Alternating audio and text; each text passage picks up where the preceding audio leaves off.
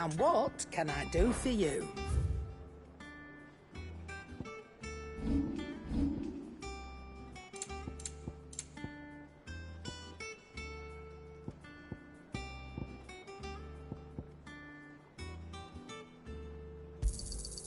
You're rubbing me blind, you know. It'd better all be here. You're rubbing me blind, you know. Is that all?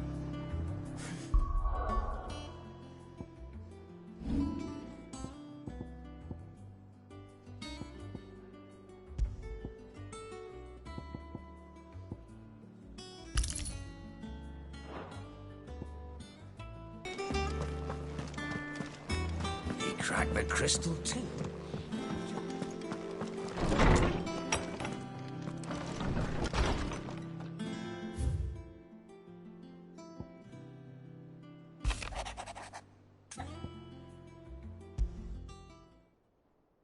Trouble with the ledgers. Shouldn't he be asking Otto for help?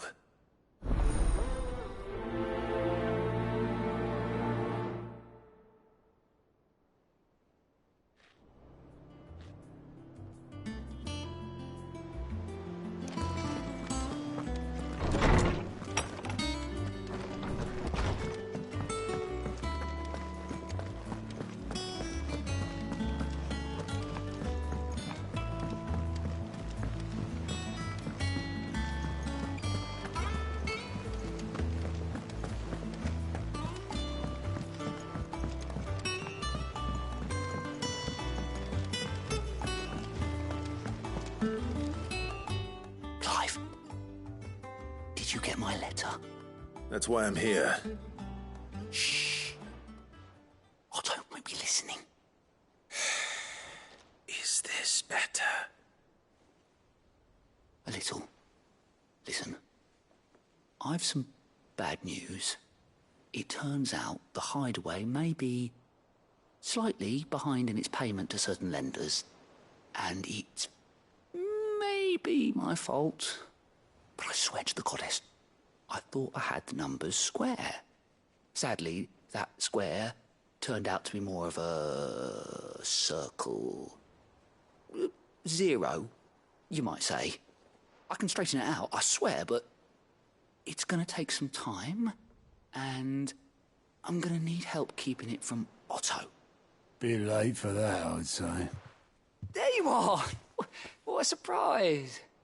So let me get this straight. You forget to pay our lenders what they're due, and instead of coming straight to me, you get Clive to come to you. In the hope he'll dig you out of the hole you've dug for yourself. Clive, the man in charge of the place you've been cheerfully trying to bankrupt. And you thought this was a cunning plan. Why? Well, who needs paying? Oh, just Martha. And the dame. And, well, Lady Karen. But only 500 talents. We owe 3 of our most trusted friends 5 million gil. Each. 5 million each. They lent us the bulk of the money we used to rebuild the hideaway, you see, and, well, I must have made some sort of oversight. Those ledgers were my responsibility, and it was my decision to entrust them to you. This is my fault. Do we have that much to hand? I can always ask my uncle. No, we don't. And no, you won't. We've lightened Lord Rosfield's purse enough. After the king's ransom we had off him, he deserves better than to see our begging bowl.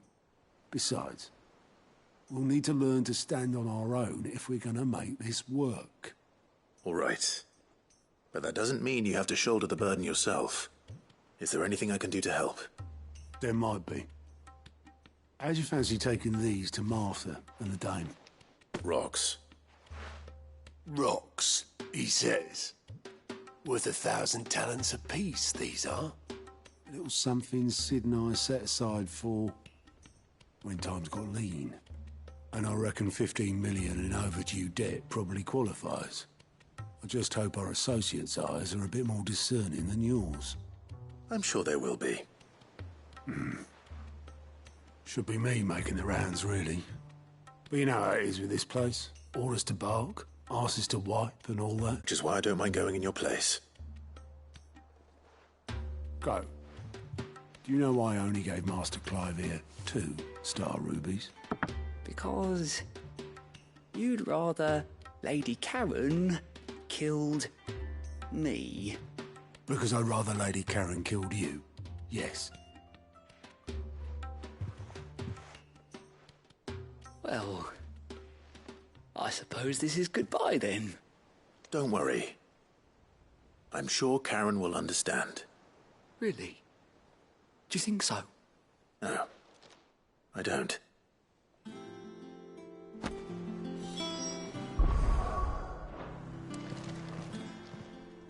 How may I help you today, Clive? You earned this. All yours. You earned this. Come again. I may have more for you.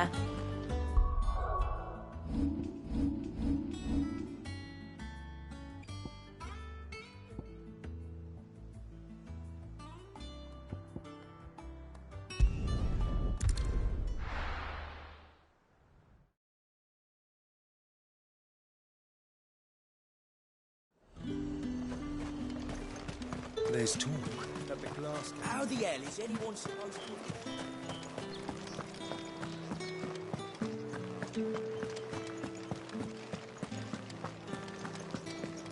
Did you hear?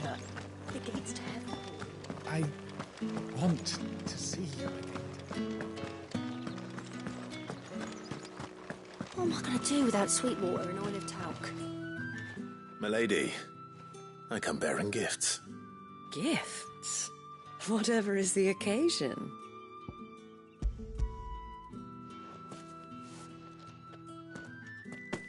Oh my. Clive, you really have outdone yourself. Otto asked me to give it to you. To settle the Hideaway's debt with the Veil. And to compensate you for the time it took us to do so. You disappoint me, Clive. I thought you might finally be warming to me. Tell Otto he can keep his baubles. I tried to tell him as much the first time around. The man owes me nothing, nor does the Hideaway. My contribution to the restoration effort was made freely and willingly. It was the least I could do. You once told me Sid did you a kindness. I'd like to do the same. Please, accept it. For my sake. And for Otto's. For all of us. For all you've done. It is rather fetching, isn't it? Very well. Otto is lucky to have you, Clive. I doubt anything could ever replace his son. But you and the others at the Hideaway are the closest thing he has to family. Otto had a son. Long ago, yes. Sid told me Otto lost him when he was just a boy, and blamed himself for not being able to stop it. I don't know how it happened, whether there was anything he could have done, but it was clear that it weighed heavily on him. I didn't know. How could you have? I doubt anyone did. Besides Sid, I've never met a man more keen to bear his sorrows in stoic silence. An ill habit, given that both have always been surrounded by friends desperate to help them. I'm beginning to see that.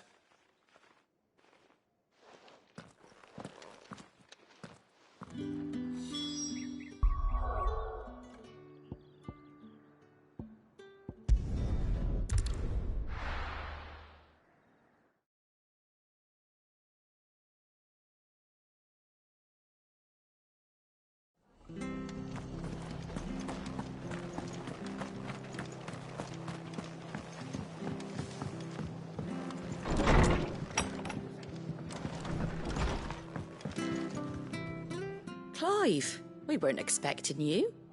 I wasn't expecting to be here, but it seems we still owe you a considerable amount of coin for your help with our rebuilding efforts. And though I doubt it's what you were expecting, we were hoping you'd take this as payment.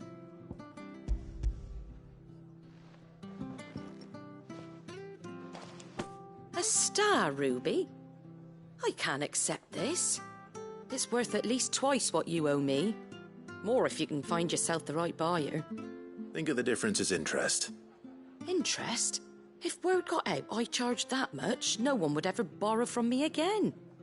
Anyway, why are you the one here asking me about this? I'd have expected Otto. Bit much sending the Lord Marquis out to settle your debts, isn't it? The old goat working himself to death again. Something like that.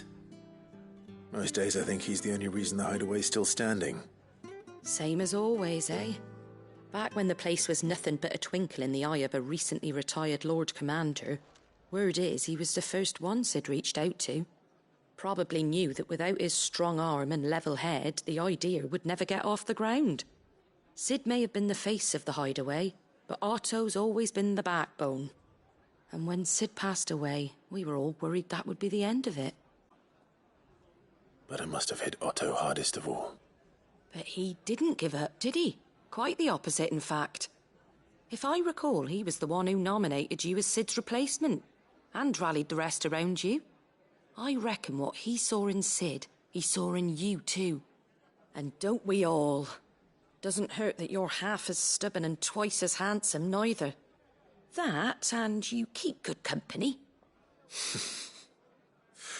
I suppose I do.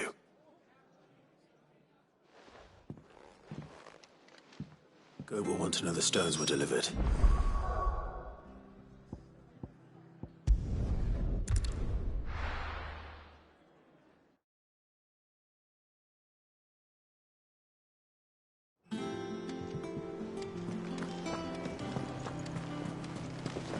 Is that the thing Tomes helped with? Mid told me she was building a ship.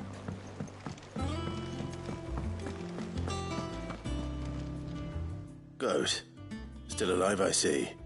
So Lady Karen accepted the ruby. Ah, about that. I tried my best, but she was just too stubborn to take it. She threw it right back in my face, in fact, and told me I could stick my stupid stone where the sun don't shine. Karen refused payment. I hope it wasn't something I said.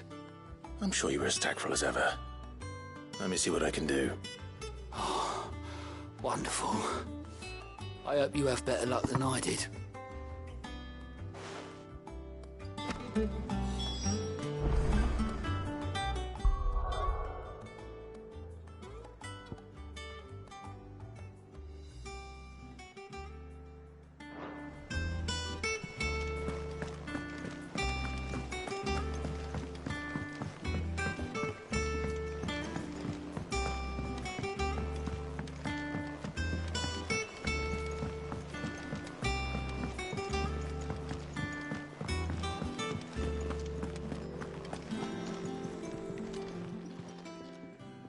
Lady Karen, Goat tells me you weren't happy with our offer. Would you prefer the debt was repaid in coin? What debt?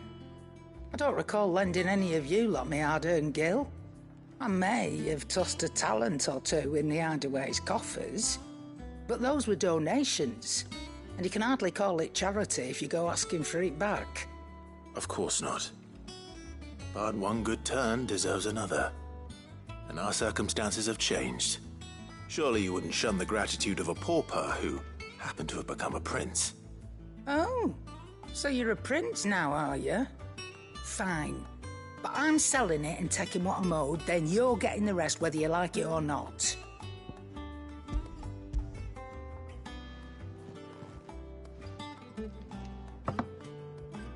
Where'd you even get this? A decent trader might nab 1,000 talents for a star ruby. A canny one, meanwhile, might claim it were nicked from the belt of Sid the Outlaw himself and ask twice as much. Might be I already have a buyer in mind. Might be you even know her. A fine continental maid whose beauty's only eclipsed by a guile in commerce. You wouldn't mind, would you? Not at all. Just be sure to tell her that it's always a pleasure doing business.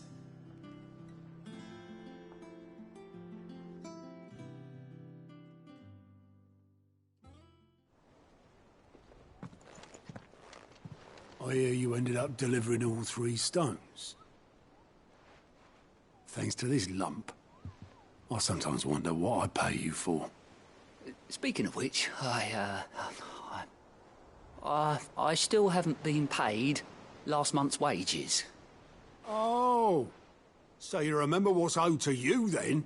Get your ass behind that disc of yours and don't get up before those ledgers are square. Right away.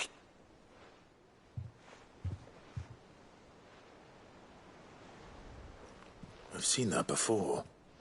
Yeah. Plenty of times. It was the only goblet Sid ever used, either out of habit, or because the filthy sod couldn't be bothered to find a clean one. I knew so little about him. Like most people. Martha and the Dame both seem to have fond memories of him. I bet they do. How long did you know Sid before he... Before he died. 20 summers, give or take. Back in the day, I was a purser on a trade ship, which is where I met him. He bought passage to... I forget where. But having nothing better to do on the long nights, we sat up drinking island rum till the morning bell dragged me back to my duties. Quit my post not long after that. On account of making a fine maiden's belly fat. But me and Sid stayed close, promising we'd one day sail the seas again. That was before fate stepped in and said she was having none of it. The magic woke inside my son soon after his first name day, and there was no hiding his knack. Couldn't you and your family have...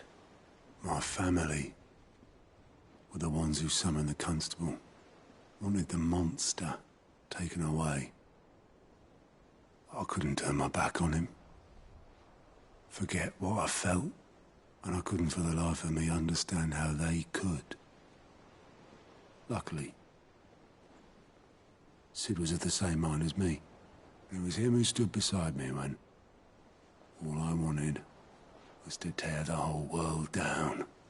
Him who cried for me when I had no tears left of my own. Him who swore he'd do everything he could to stop it from happening again. And he was true to his word, too. Left the Royal Army once and for all. His ranks, his ribbons, gone. Just like that. Threw away everything he had. All to right a wrong that no one else had the courage to face. I knew then I'd follow that man to the ends of the earth.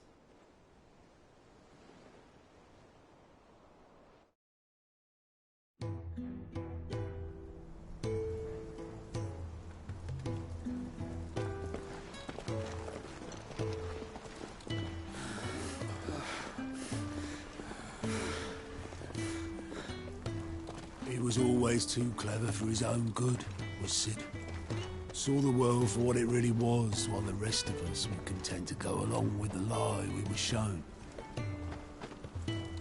And it can't have been easy, bearing that burden alone.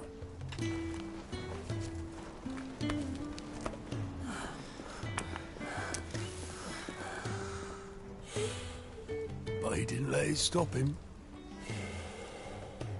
He never lost faith in what he believed was right. And that gave us faith in him. Faith he'd steer us true.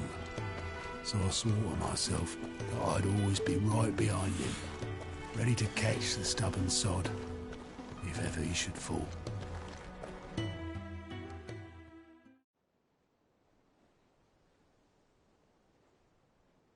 But I couldn't even do that.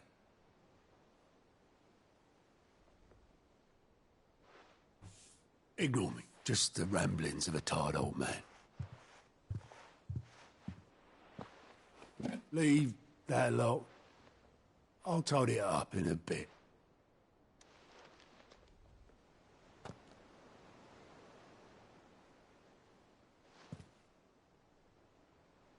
This is Sid's handwriting.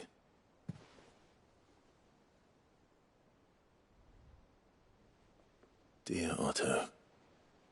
I may be drunk, but I wanted you to know this place would be fucked without you. Love you, you grumpy old sod.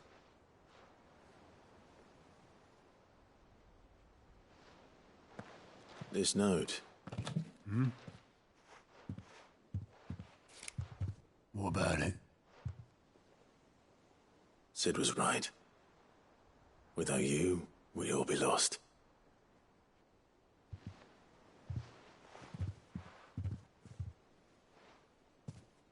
He should have bloody well said so then. Just once.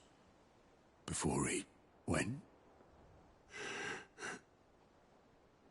But then, why would he? Him, or anyone? I'd only have told him to piss off.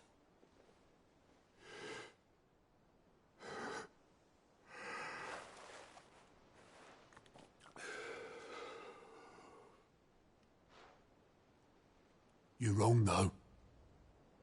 Both of you. It was never just me keeping the hideaway afloat. It was all of us. I just shoved people in the right direction, and I barely seem to be able to do that anymore.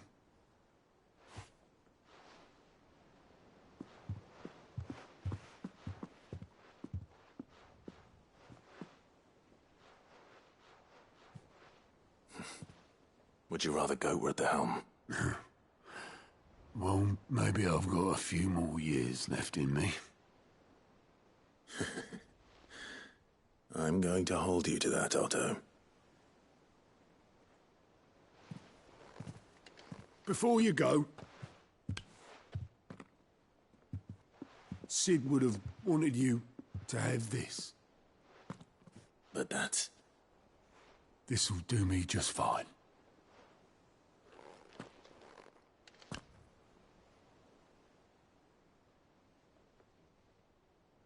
Thanks for the ray of sunshine. I'll see if I can't pay you back. Already have.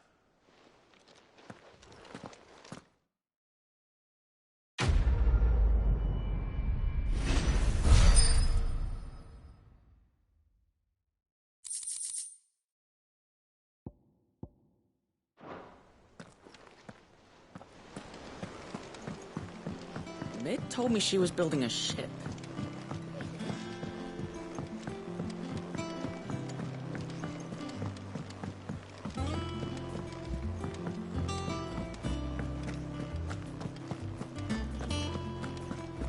He cracked the crystal too.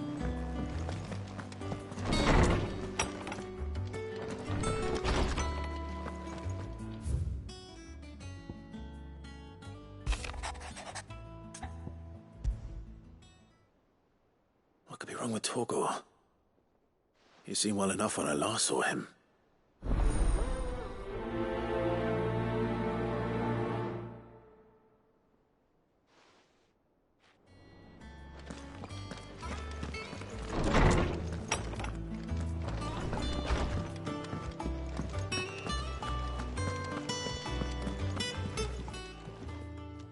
I got your note.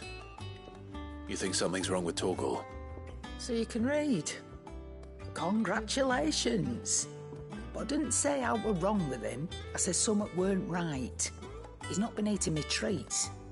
He used to love cracking the bones from Molly's boiled brown, but now he won't so much as look at 'em. Didn't like him. Which is why I'm of a mind that his mind's on something else. You've not been working him too hard, have you? No harder than usual. Is that it, boy? Do you need a rest? What was it you said he was? A frost wolf? That's what the lawsman seems to think. Then maybe this all has something to do with whatever it is that's woken inside him. I suppose things have been different since Rosalith. Perhaps Hippocrates knows something. Instead of everything, you mean? Perhaps.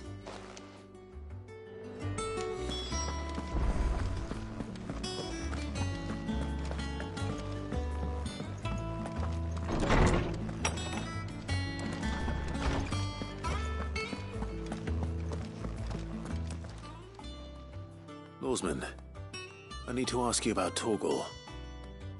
Something's not right with him. He isn't ill, is he? I don't think so. But according to Lady Karen, he seems to have lost his appetite, which is certainly a new development. She says he's hardly been touching his bones of late, and she believes it may have something to do with what happened at Rosalith Castle. I rather think she might be right, though not about his appetite. All canids are instinctively inclined to crack open bones for the rich marrow that resides within, and I see no reason why a frostwolf should be any different. Accordingly, I suspect it is not a lack of appetite that afflicts Torgal, but a surfeit of it. If we assume that his newfound magics require additional nourishment to sustain, it may well be that the bones Lady Karen is accustomed to providing are no longer sufficient. Frostwolves, after all, habitually prey upon far larger animals, whose bones may yield altogether different nutrients. As to where one might find a suitable substitute, some antelopes that graze the meadows of eastern Rosaria have been known to grow to a size more than double that of their lesser cousins. I don't recall ever seeing any that large. And little wonder. The oldest and largest such creatures rarely leave the safety of the highlands for fear of predators. The last elder antelope sighting I recall hearing about took place near Cressida, and that was long before the village was abandoned. Even so, it seems like a good place to start. Good hunting, Clive.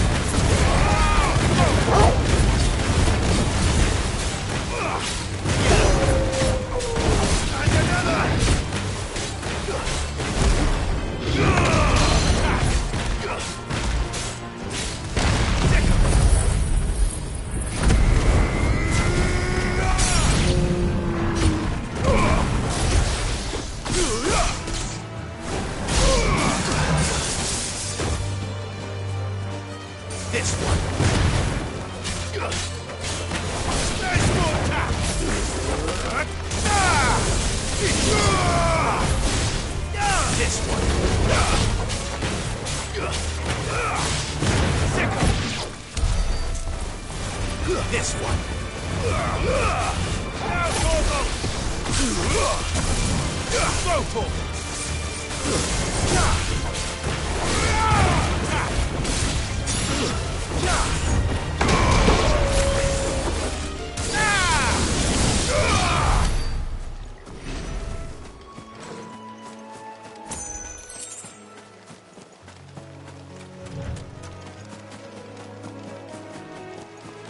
it's certainly quiet. If I were a giant antelope, it would seem like just the place.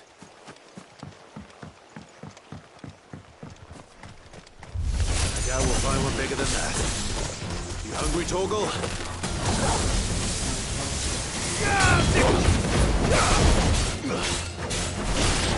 Over here! Stay down!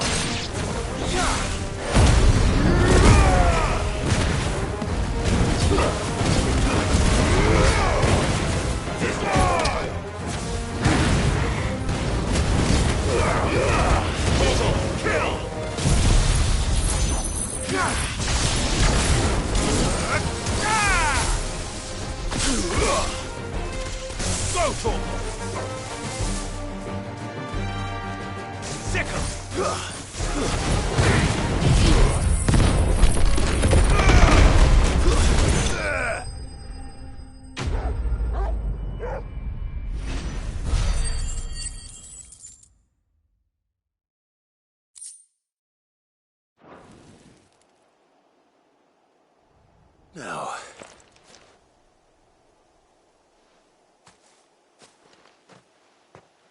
will it be enough, I wonder?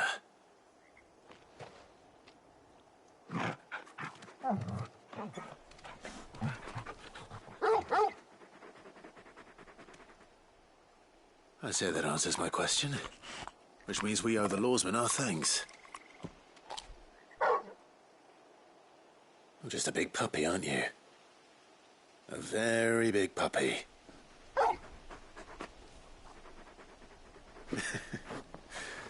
You do know you can take that with you, Torgal.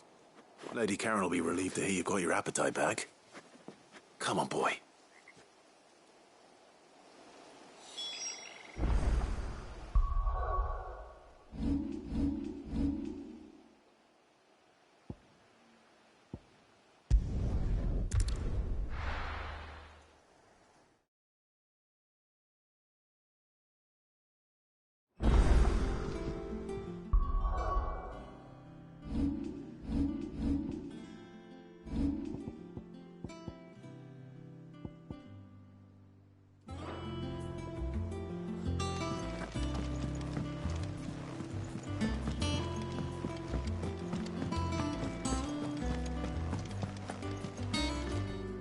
I noticed you and Torgal had gone off somewhere.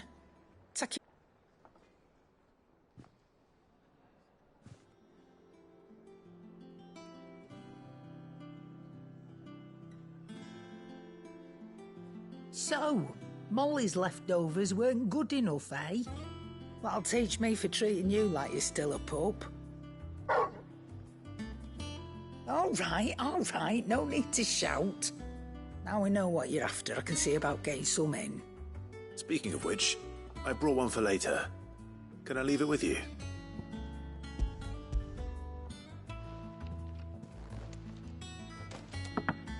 You can, aye. I'm nice like that. In return, you can thank Tomes for me. The bloody know-it-all. I was just on my way to see him.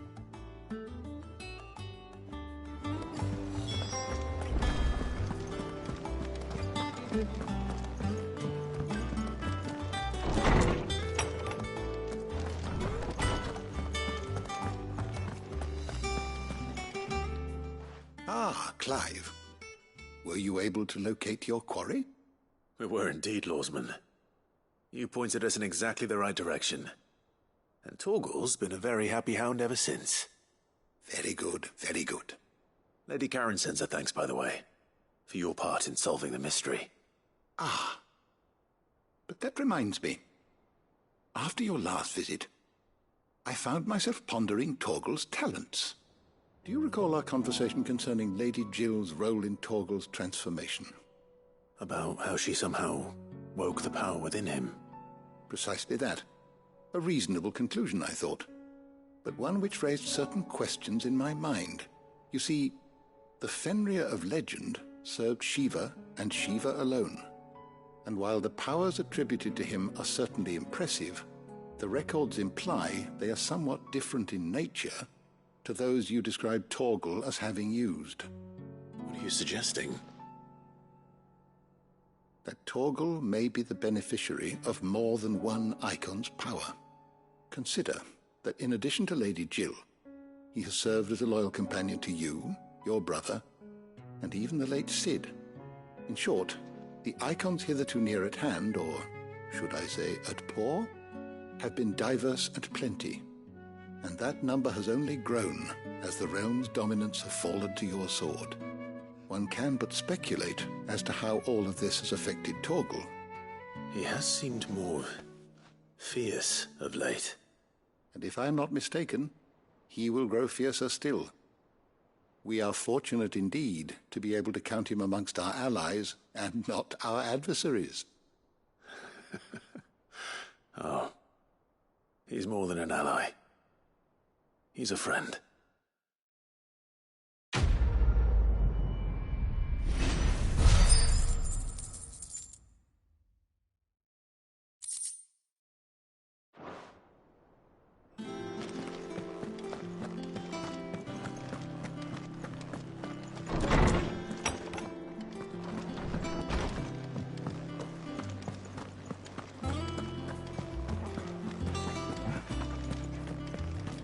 Crack the crystal too?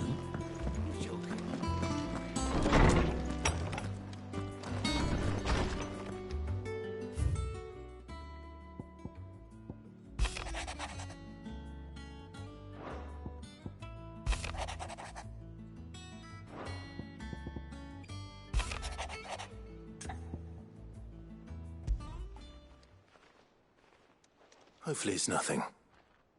But I should speak to Blackthorn just in case.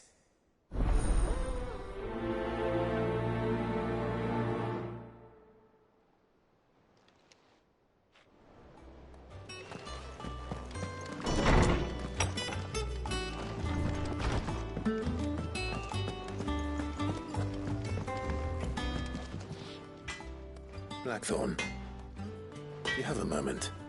Not really, no. This won't take long. I just wanted to ask how you're getting on. August was worried about you, and you might still be doubting your craft, even after learning the trick of that cuirass. Is there something else weighing on your mind? Perhaps sharing your thoughts might help. That bastard's like a dog with a bone. Still, you've got a keen eye, I'll give him that. He's just, well, Karen showed me something. Something I've never seen before. And that was? A sword. An odd-looking thing with a single-edged blade. The metal itself wasn't anything to write home about, but fuck me, the edge on it. You could slice a man clean in two with a weapon like that, and he'd be halfway home before he even realised he'd been cut.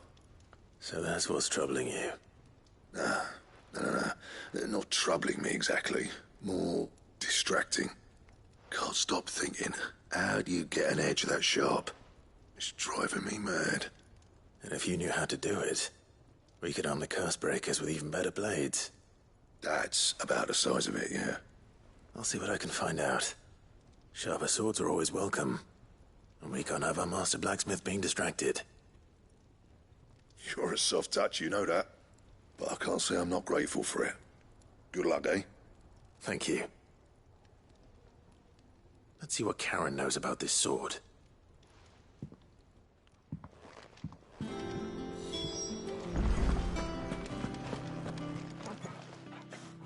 You're looking well, Karen.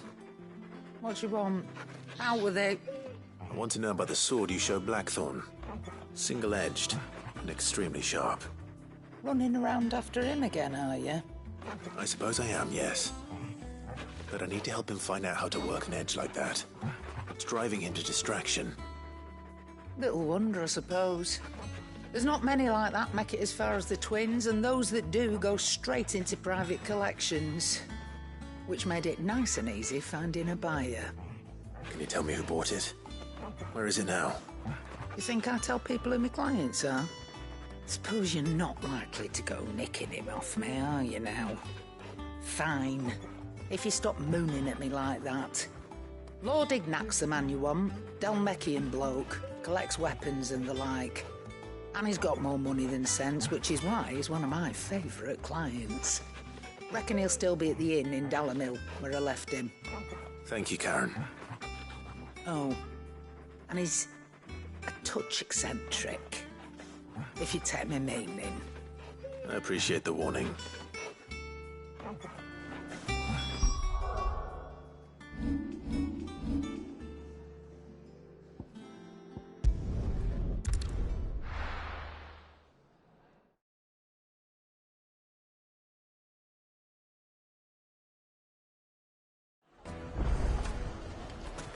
People take notice of wealthy men.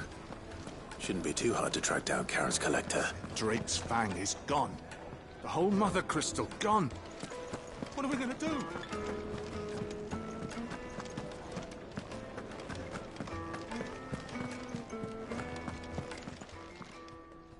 My reputation will be ruined! Ruined! Calm yourself, Lord Ignac, I beg of you, before you do yourself a mischief. Pardon the intrusion, but... Out! Get out! I paid for these rooms so I wouldn't be disturbed. Leave me be! Please, allow me to apologize. His lordship is going through a difficult time, and he's never been fond of guests arriving unannounced. Radim! Get rid of the filthy oaf this instant! Very good, Lord Ignac. Would you mind stepping outside for a moment?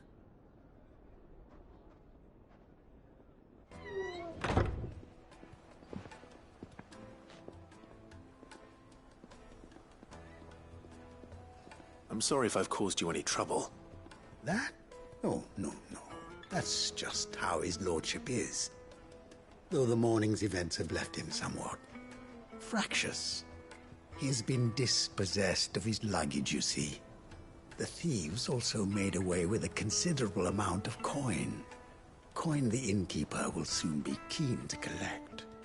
I don't suppose a certain blade was purchased from a merchant friend of mine. Ah, you know Lady Karen. Yes, I'm afraid it was. Then I'll retrieve Lord Ignac's luggage. But I have one condition. You have but to state it. You are welcome to anything that is within my power to grant. I want an audience with Lord Ignac. A few minutes should be enough. Then I'll be on my way. A condition I would be a fool to refuse. Of course, you shall have your audience. I don't suppose you saw where the thieves went? I did not, no. Though some discreet inquiries made on his lordship's behalf mean that I know where you might find them. The bandit's bed. Every ill-gotten coin in Dalamil is said to pass through that disreputable corner of the Valcroy. And that's where I'm heading. I shall speak to Lord Ignac in your absence, and arrange for an audience upon your triumphant return. That will be very kind of you. Farewell, and best of luck.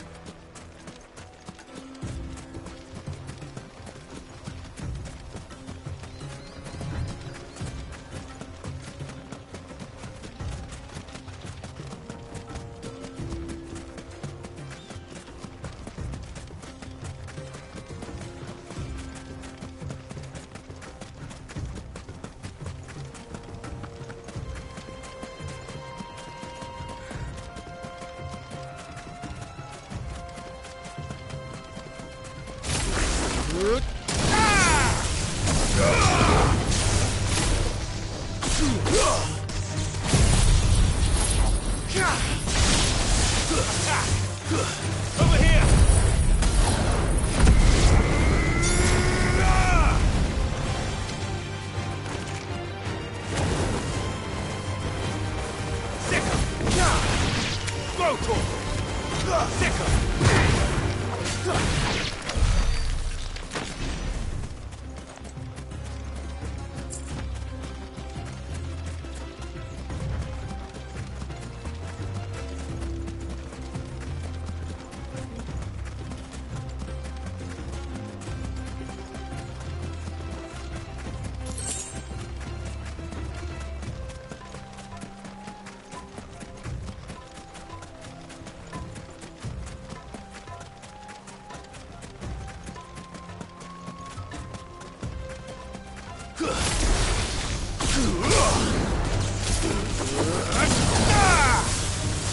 Over here!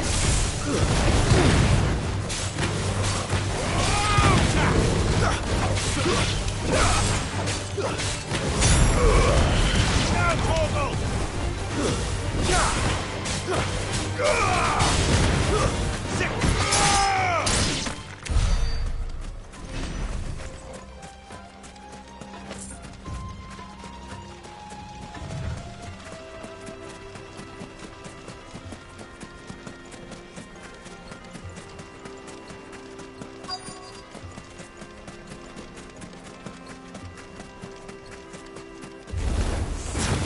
Got company! Come on, lads, let's tear the bastard's head off!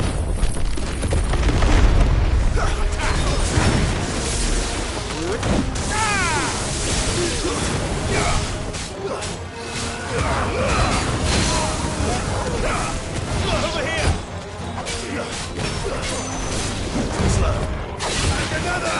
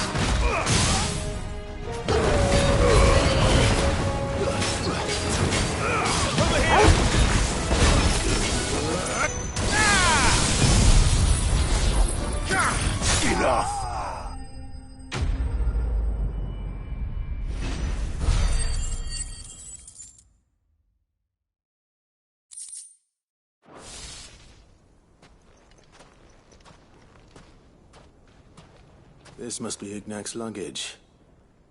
Nothing seems to be damaged. All right. Let's get it back to Delamil.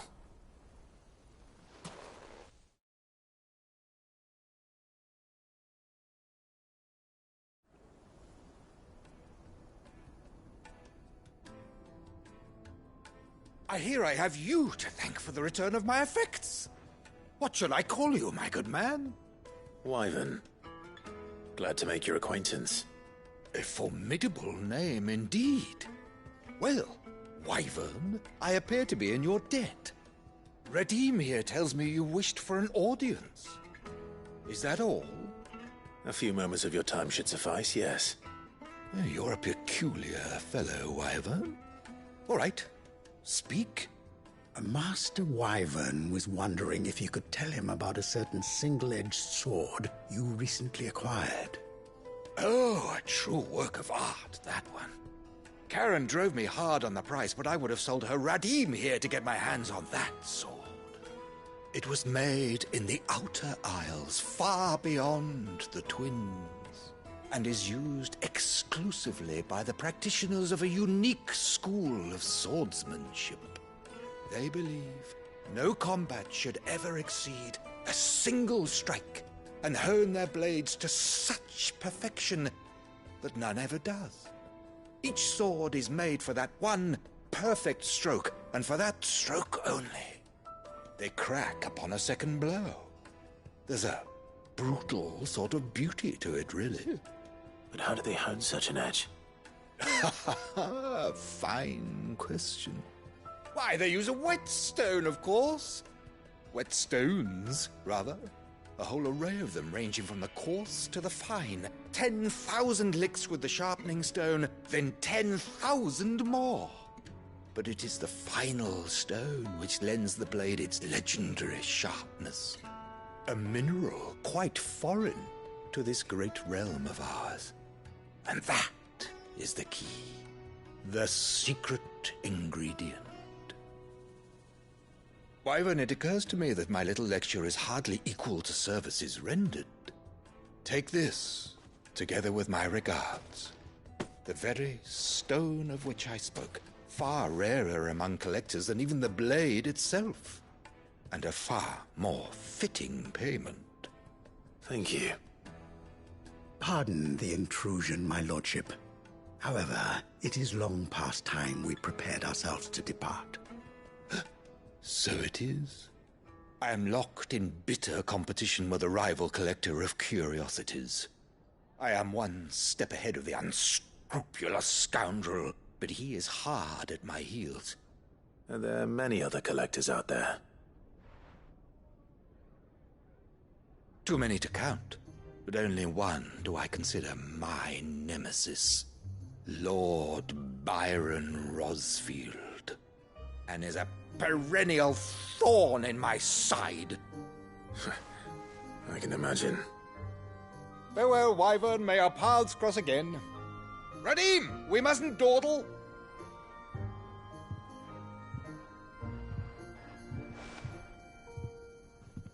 I think his lordship is rather taken with you, Master Wyvern. Thank you again for your assistance. Coming, my lordship. I'll be right there.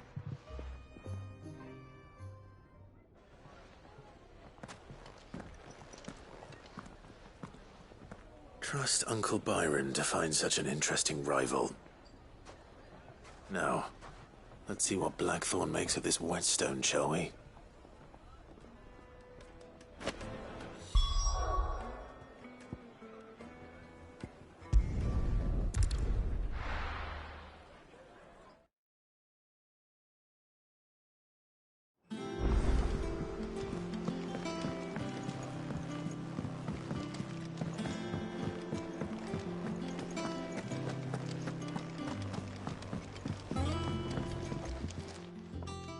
Sorry for the wait, but hopefully you'll agree it was worth it.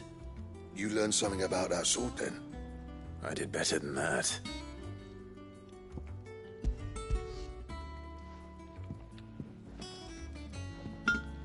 Hey, a whetstone? Yes, but not one you'll find anywhere in Valestia.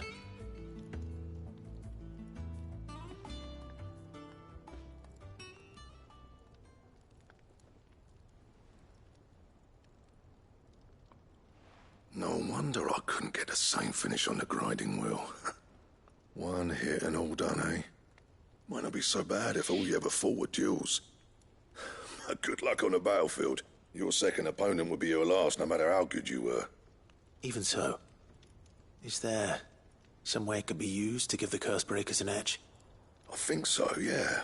With this whetstone and the right kind of steel, I could probably even make a twin of the blade that rattled me. But there'd be no replacing this little rock once I worn it down to a sliver. I reckon we get a dozen swords from it, if that. Swords that the curse breakers wouldn't know how to wield properly, and that would see them through a single fire piece. Nah, no point trying to copy that thing. Be about as much use as a wax anvil. But finishing our blades with a whetstone this fine, now that's something to consider. And what's finer than fallen masonry, eh? Or more hard-wearing, for that matter. Just imagine it. Good Valesthian steel with an edge as sharp as any found in the Outer Isles. I won't make a copy, nah. I'll make something much better. I'm sure the curse breakers will be delighted. Just don't push yourself too hard. Don't you worry about me, sunshine. I've been working day and night since I was half your age, and I'll still be here when you're long gone. Hey, thanks, Clive. I mean it. I owe you one, August too. It's good to know someone's looking out for me. You'll be happy to hear you said that. And I'll see that my debt to you's paid. First new blade I make's got your name on it. You come and find me when you've got the materials. All right. I will.